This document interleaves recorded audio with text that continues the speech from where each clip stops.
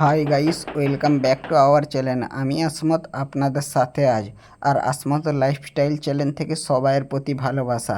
Marble tiles এবং গ্রানাইটের নিত্য নতুন ডিজাইন এবং নিত্য নতুন কাজ দেখতে আজই সাবস্ক্রাইব করুন চ্যানেলটিকে। আজকে দেখাবো আপনাদেরকে গ্রানাইটের একটি সিম্পল সিঁড়ি ডিজাইন বা স্টেপ ডিজাইন।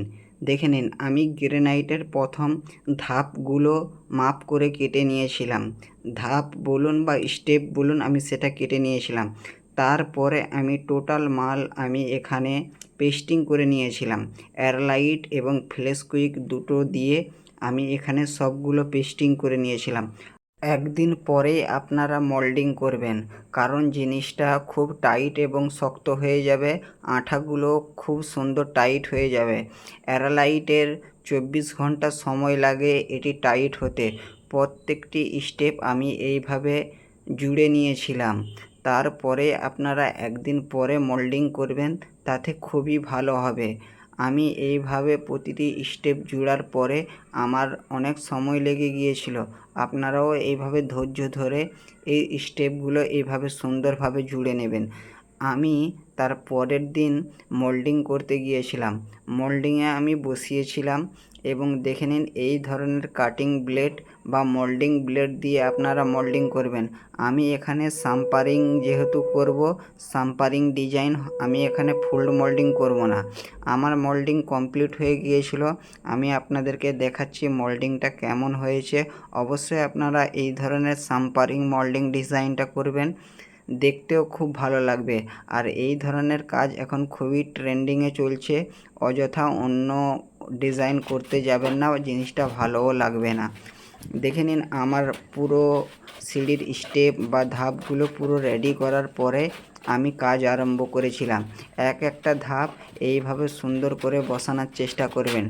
যখনই এইভাবে তিরপল পেস্ট ডিজাইন করার চেষ্টা করবেন, অবশ্যই এইভাবে বাটাম দিয়ে বালি ভাঙবেন। তাতে কি হবে, আপনাদের স্টেপগুলো ফিটিং করতে খুবই সুবিধা হবে। এই বাটামটা না দেওয়ার কারণে অনেক মিস্ত্রি এখানে সঠিকভাবে বালি ভাঙতে পারে না। এইভাবে সঠিকভাবে বালি ভেঙে স্পিরিট লেভেল দিয়ে চেক করে তারপরে আপনারা ঘোলা দিয়ে ধাপটা বসাবেন। ধাপটাও খুব সুন্দর ফিটিং হবে এবং মজবুতও খুব সুন্দর হবে। এইভাবে ফিটিং করবেন, কাজটা খুব লংজিভিটি এবং খুবই ভালো হবে। দেখে নিন, আমি সেইভাবে সুন্দর করে পরিষ্কার করে লাইজারের মাথাটাও আপনারা যে বালিগুলো পড়বে অবশ্যই সেটাও পরিষ্কার করে দেবেন। তাহলে কি হবে, লাইজারটা কখনোই বালি বা কিছুর জন্যে যাতে তলাটা ফাঁকা না হয়ে যায়। এইভাবে সুন্দর করে আপনারা প্রতিটা ধাপ বসাবেন। ধাপ বসানোর আগে আপনার যে লজিং মাপটা হবে, সেই লজিং মাপটা সঠিকভাবে ঠিক করে তারপরে জিনিসটা বা মার্বেলের স্টেপটা সঠিকভাবে ঠুকবেন। না হলে একদিকে কম একদিকে বেশি হয়ে যাওয়ার সম্ভাবনা থাকে। অবশ্যই ঠুকার পরেও আপনারা স্পিরিট লেভেল দিয়ে চেক করে নেবেন। দেখে নিন, আমিও চেক করে নিয়েছিলাম এবং আমার গ্রানাইটের পুরো একতলা দিয়ে দোতলা অবধি বা একতলা দিয়ে 2 মঞ্জিল অবধি আমার পুরো ধাপটা কমপ্লিট হয়ে গিয়েছিল। কেমন লাগছে অবশ্যই কমেন্টে জানাতে ভুলবেন না। এই ধরনের কাজ পেতে প্রতিনিয়ত আসমত লাইফস্টাইল চ্যানেলের সঙ্গে থাকুন এবং নিত্য নতুন ডিজাইন পেতে আসমত লাইফস্টাইল চ্যানেলটাকে আজই ফলো করুন।